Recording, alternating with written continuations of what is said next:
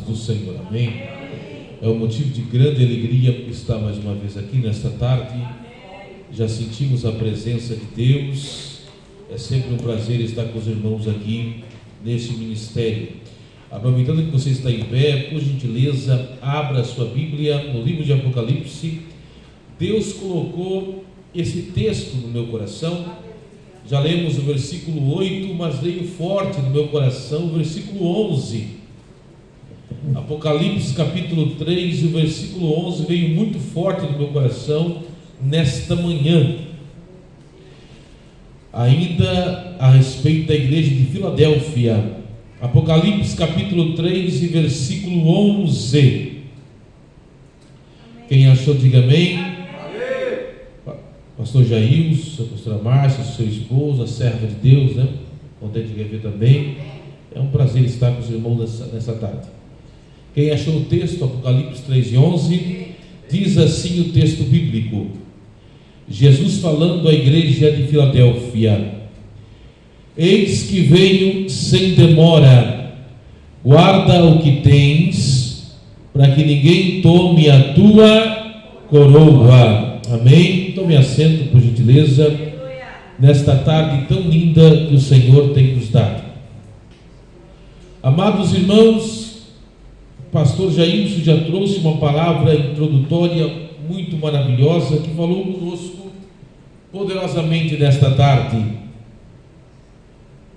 O livro de Apocalipse, ele é um livro profundo e de difícil interpretação, mas mais atual do que nunca.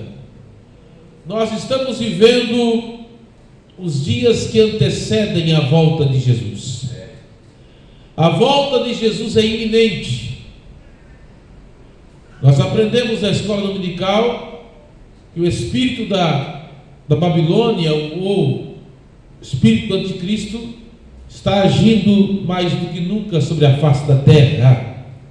O mundo já está preparado, tudo já está pronto para a manifestação do anticristo. Agora, quando nós nos voltamos para o livro de Apocalipse, nós precisamos entender aqui o seu contexto histórico. O ano era 90 depois de Cristo.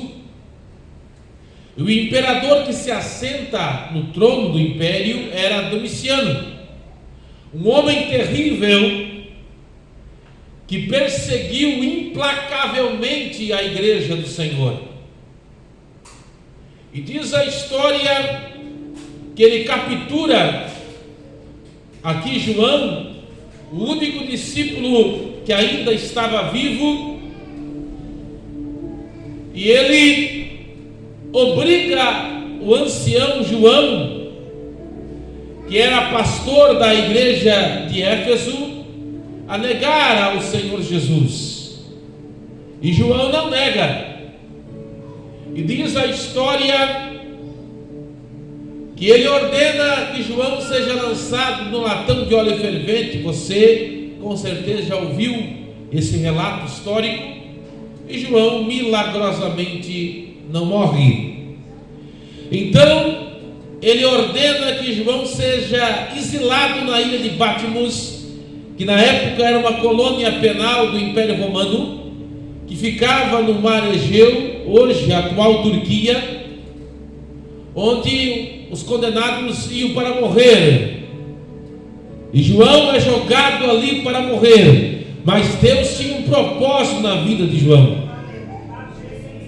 E diz a Bíblia, logo no início do livro de Apocalipse, que no dia do Senhor, possivelmente no domingo, o Cristo ressurreto, que venceu a morte e o inferno, aparece para João, e João tem aquela visão linda do Cristo ressurreto com cabelo branco como a lã, que simboliza a eternidade, o seu rosto brilhando como o sol, que simboliza poder, seus olhos como chamas de fogo, que simboliza a sua onisciência, porque ele sabe todas as coisas.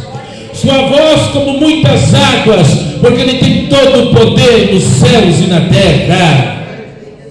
E Ele diz: escreve às 7 igrejas na Ásia. As 7 igrejas são Éfeso, Esmirna, Pérgamo, Tiatira, Sardes, Filadélfia e Laodiceia. Existe uma corrente teológica que eu acho muito interessante, pastor Jailson, que diz que cada igreja simboliza um período da história eclesiástica, pastora Márcia.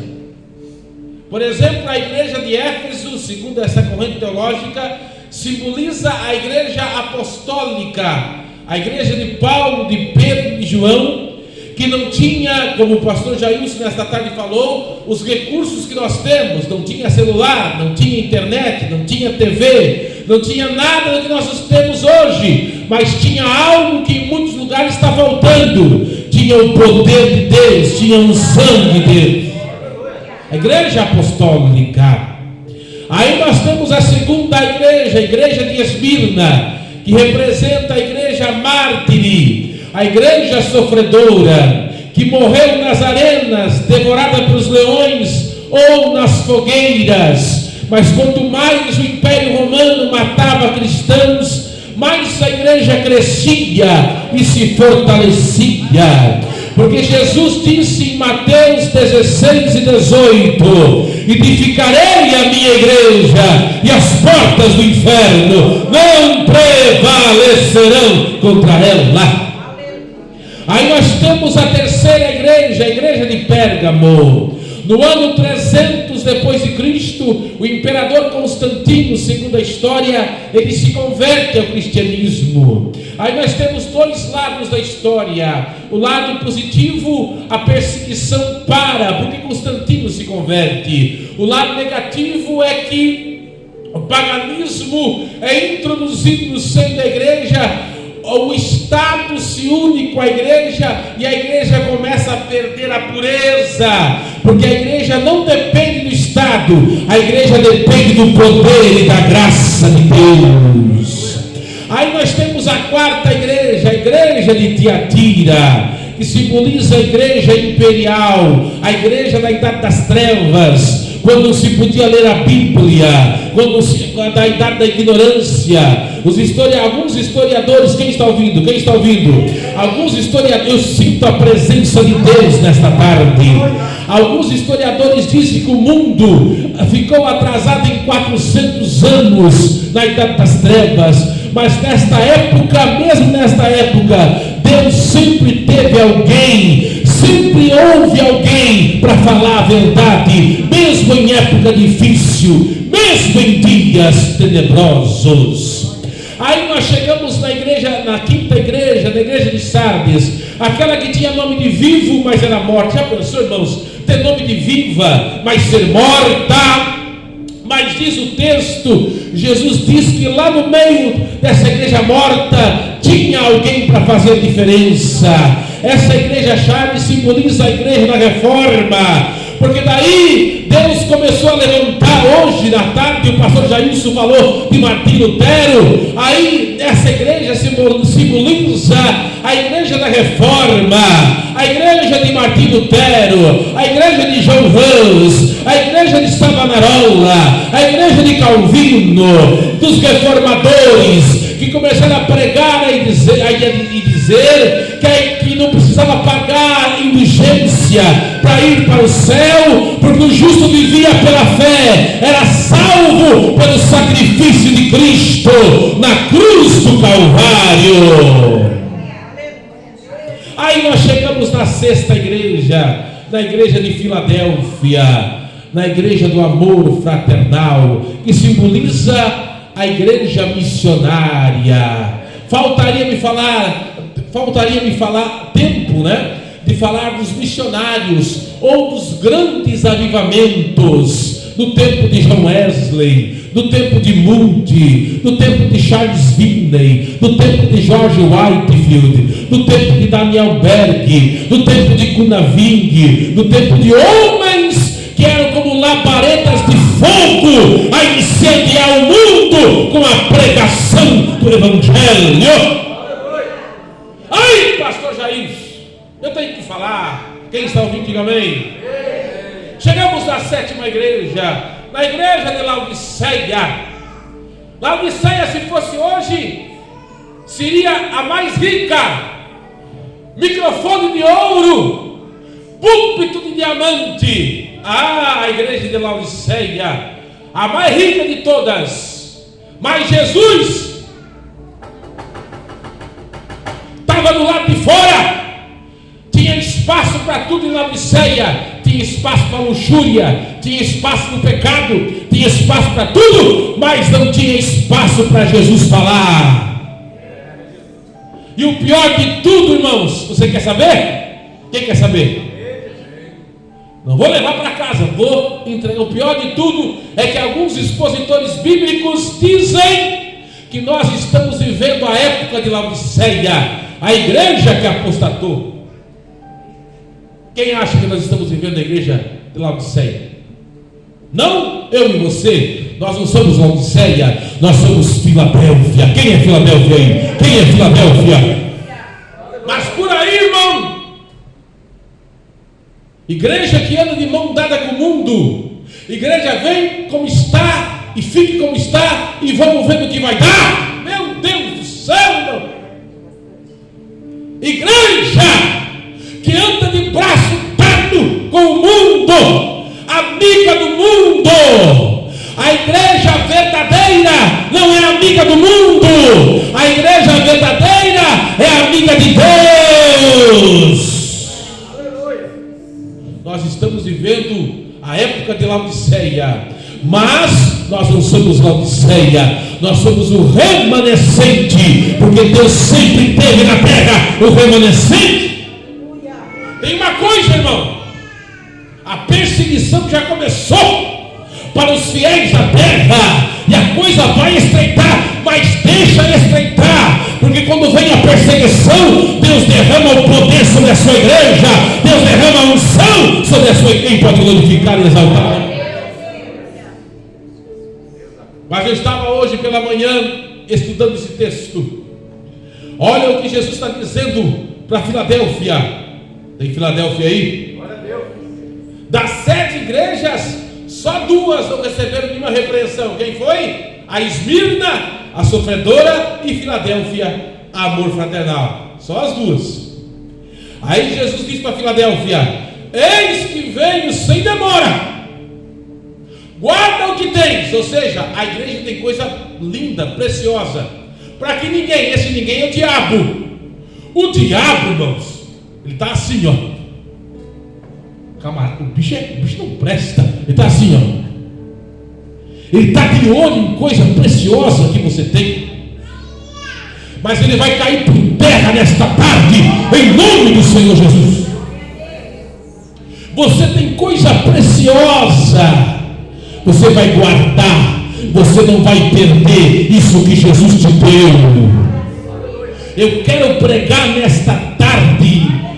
Eu quero pregar, eu não vou me demorar, porque eu sei que alguns irmãos têm compromisso, né?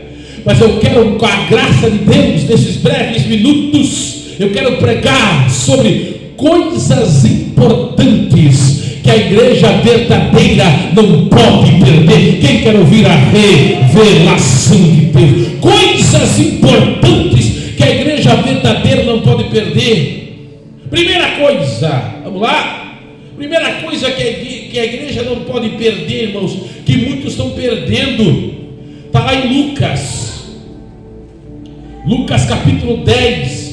Quem gosta de Bíblia? Eu gosto de Bíblia.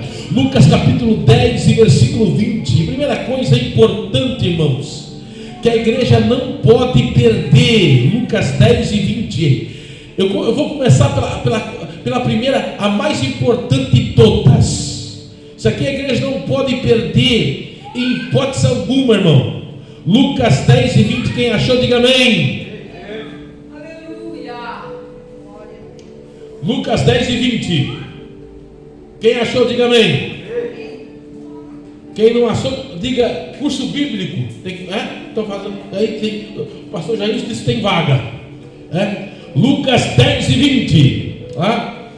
Diz assim o texto bíblico: Mas não vos alegrei-vos, porque se sujeitam os espíritos, alegrai-vos antes, por estar o vosso nome escrito nos céus.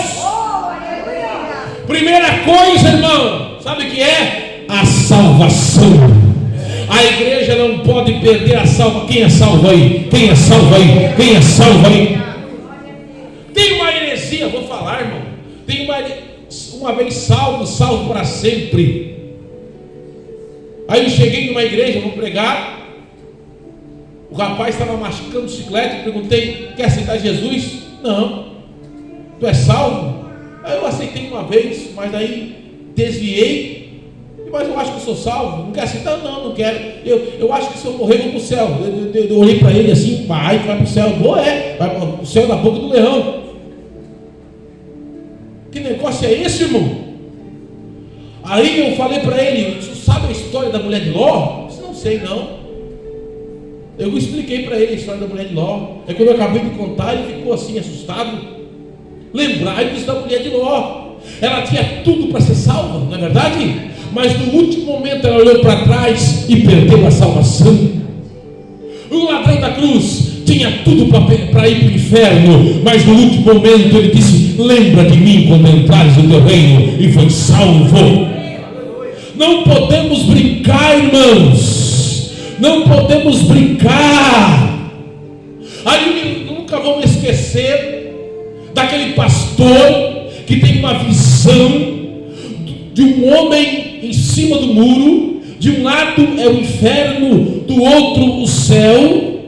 E daí ele está preocupado: sai daí, desce, vem para o lado do céu. Aí o diabo aparece na visão e disse: não, deixa o homem em cima do muro. Por quê? Porque o muro também pertence a mim, né? Quem está em cima do muro também pertence a mim. Tem muita gente brincando dentro da igreja, não toma uma decisão. Quando a Bíblia diz: os tímidos não herdarão o reino de Deus, a gente pensa que é a pessoa que tem vergonha de falar em público. Não, irmão. Tímido é aquela pessoa que não toma decisão, vem para a igreja, acha bonita a pregação, acha bonitos os louvores, mas quando o pastor convida para batizar, não toma uma posição. Mas Deus está falando com alguém nesta tarde. Deus está falando com uma pessoa, ou com alguém que vai ouvir essa mensagem. Deus está falando com alguém nesta tarde, para tomar uma posição, para não perder a salvação, para não sair da presença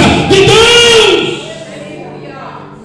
Não é mais tempo para brincar de ser crente, irmão. Ou nós somos crentes de verdade, ou não somos.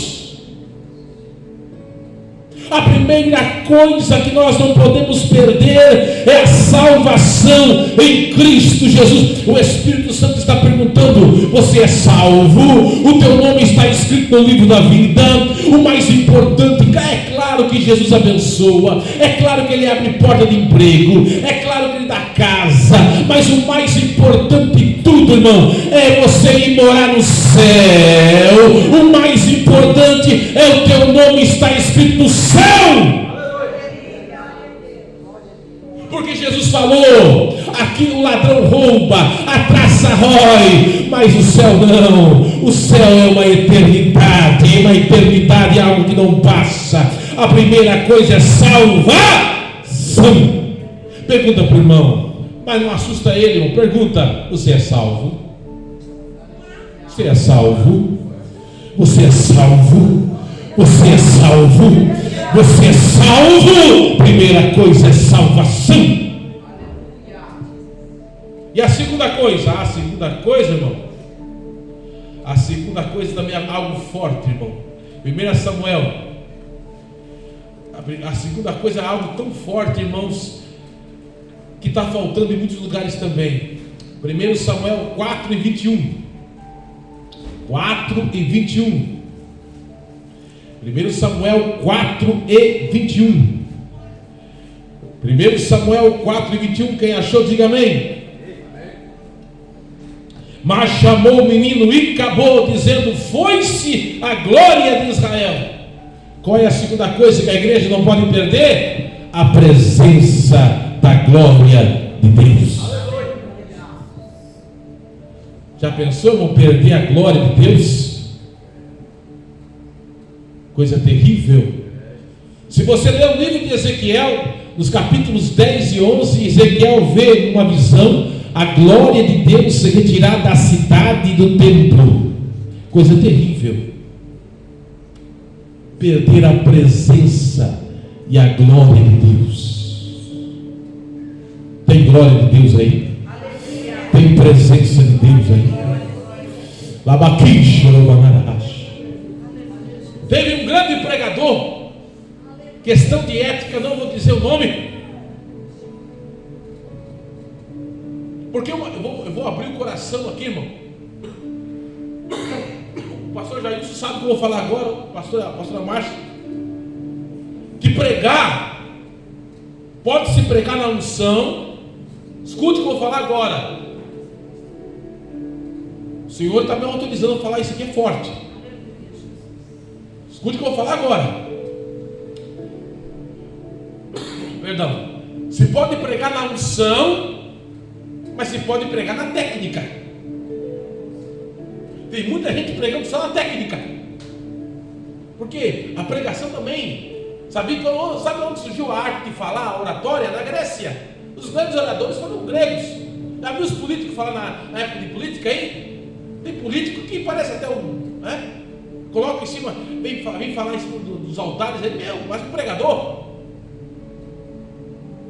Não é verdade? Mas a unção faz a diferença.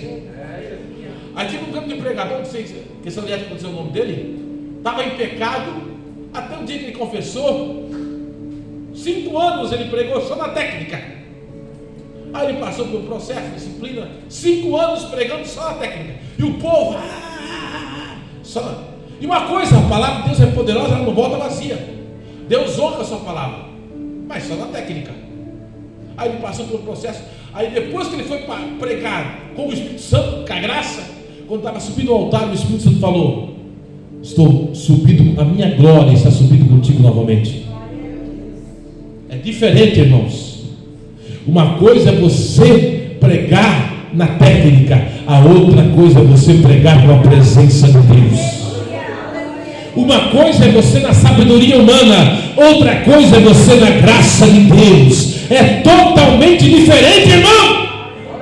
É totalmente diferente. Sansão disse: eu vou me levantar e vou. Ele não sabia que o Espírito Santo tinha se retirado dele.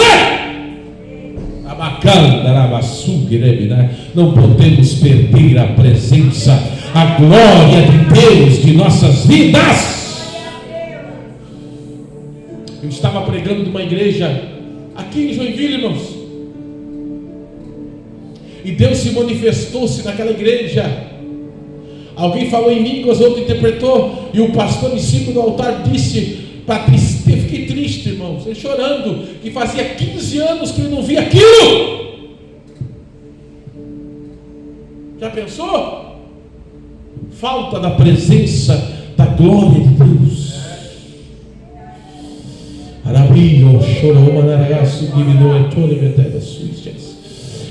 Irmãos, não podemos perder a presença, a glória de Deus. Não podemos perder a presença, a glória de Deus. O Icabô não pode haver em nossas vidas. Não pode haver Icabô.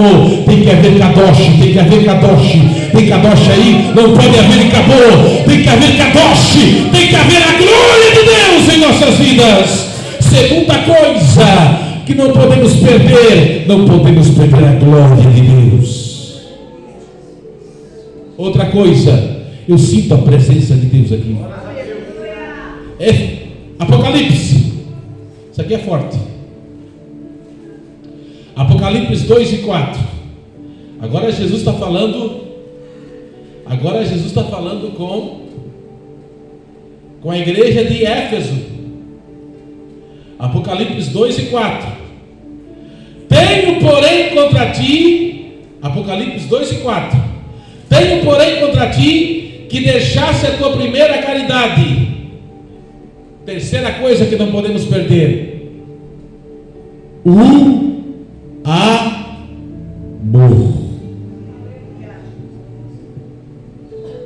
O amor pelo próximo, o amor pelos irmãos, A pessoa, às vezes, irmãos, precisa apenas de uma palavra de amor. Ela está precisando.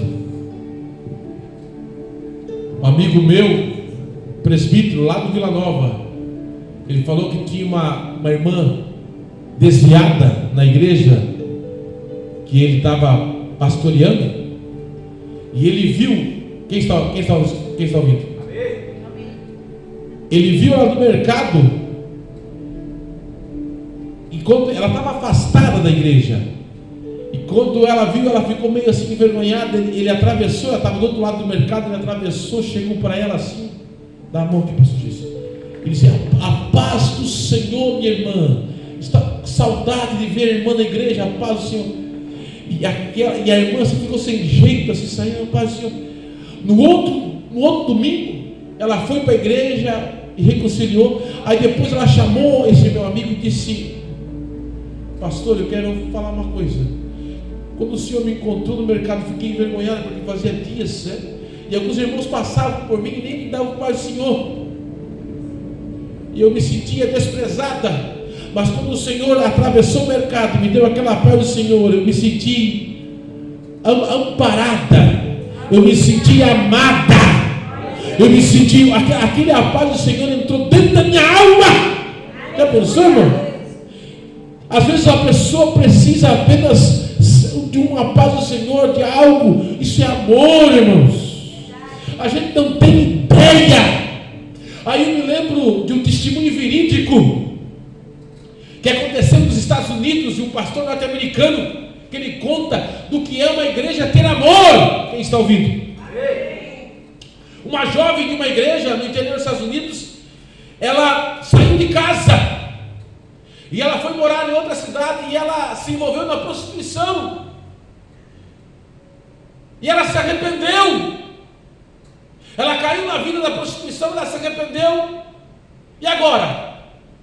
Ela errou. Ela escreve uma carta para o pai e para a mãe, dizendo: mamãe, papai, vocês vão me receber em casa agora? Eu me prostituí, e agora? Eu quero voltar. Ela escreveu a carta, e agora ela pega um ônibus, e ela pensa: será que papai e mamãe vão estar na rodoviária me esperando? Será que vou ser recebida em casa novamente? E quando ela está chegando no ônibus, olha, isso que é amor. Não é só o pai e a mãe que estão esperando ela em casa. Ela chega na rodoviária, há faixas, há cartazes dizendo: nós te amamos. A igreja, o pastor, a juventude, a igreja inteira está esperando ela. Nós te amamos, nós te amamos. A igreja inteira está esperando ela. Isso é amor. Isso é amor. Isso é uma igreja que ama.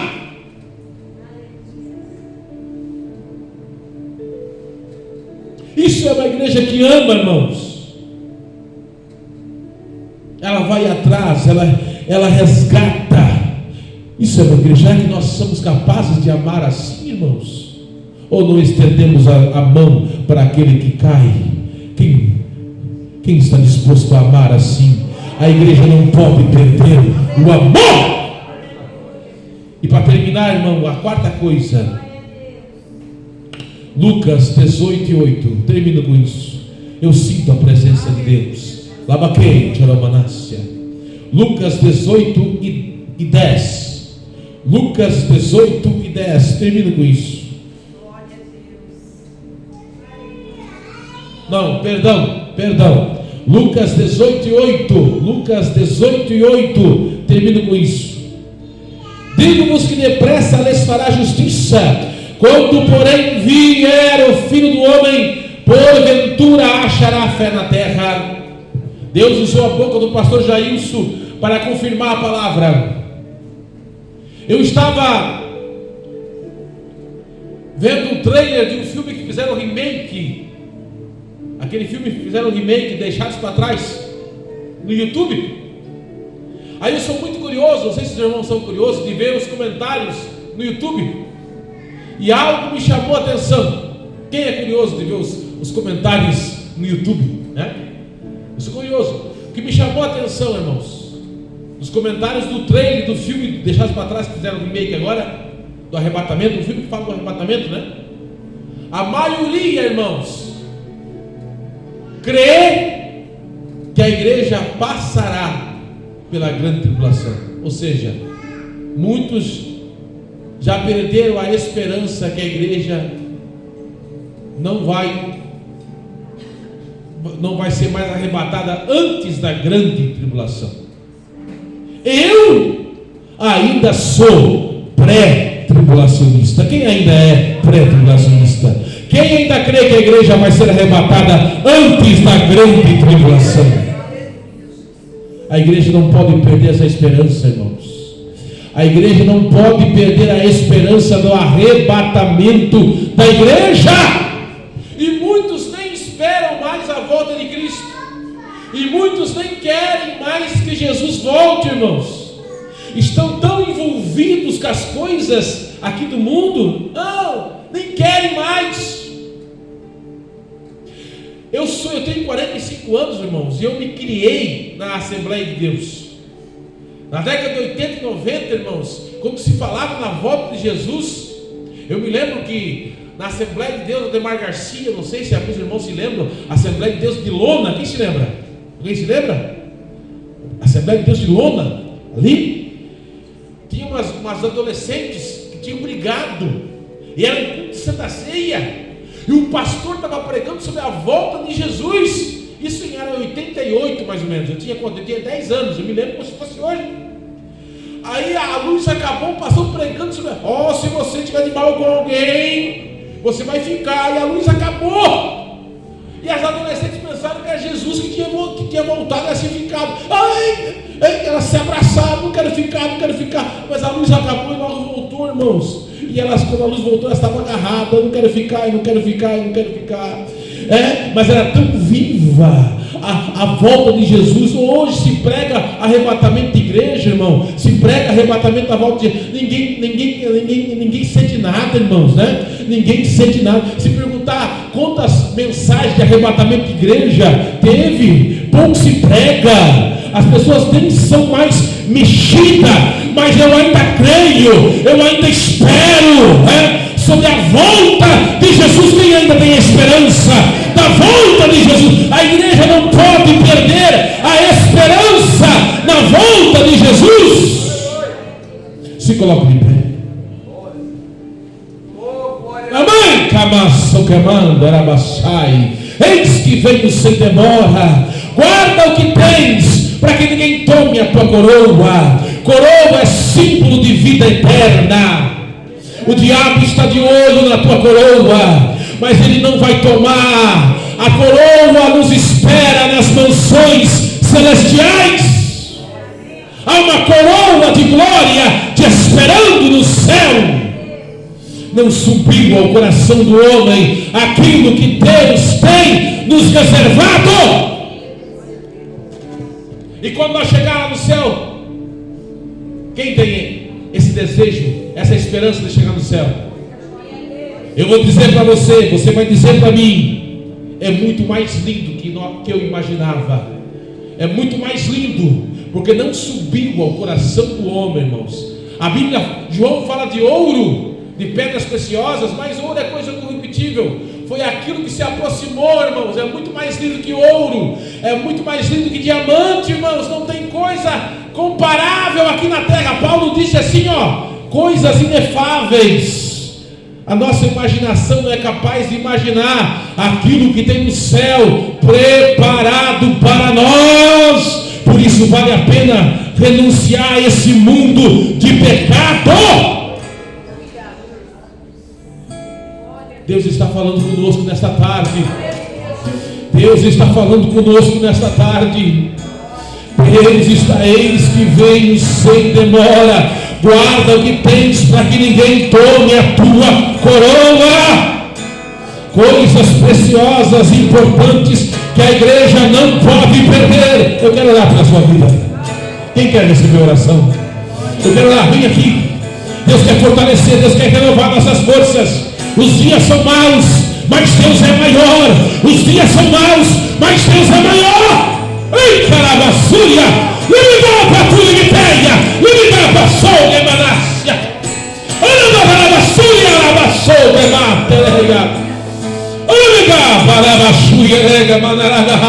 Eu sinto algo forte da parte de Deus nesta tarde. Chega, vamos orar.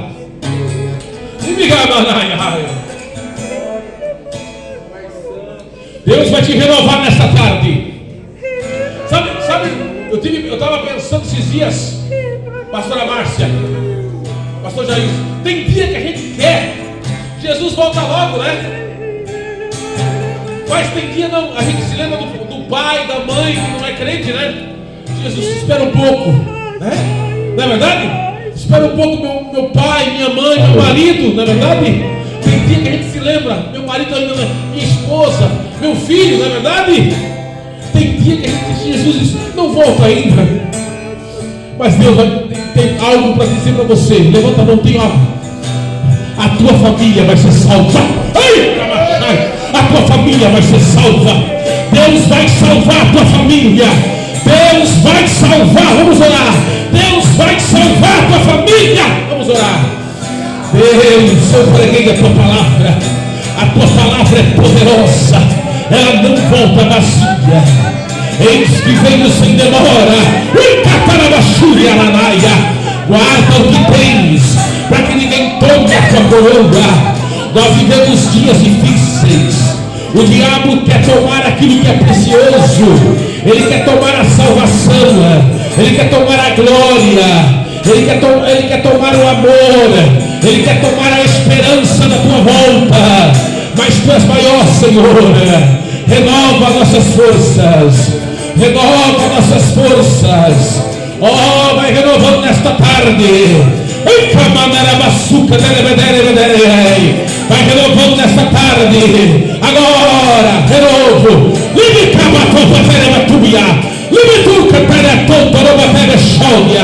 Vai renovando agora. Em nome de Jesus.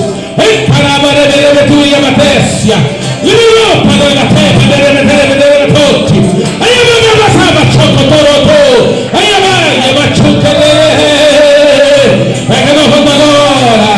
Vai renovando agora. Renova agora, Senhor. Renova agora. Renova agora. Renova agora. Renova agora. Em nome de Jesus. Em nome de Jesus. Em nome de Jesus. Porque tu és maior em nossas vidas. Porque tu és maior em nossas vidas. Tu és maior. A tua palavra prevalece em nossas vidas. Ei, cabachuca pela barraia. Ei, calabachore mandarabrai. Ei, labachore mandarabrai. Ei, labarai. Em nome de Jesus. Quem pode glorificar o Senhor? Quem pode glorificar? Pode voltar para o seu lugar, glorificando, exaltando, bendizendo o nome daquele que vive e reina para sempre.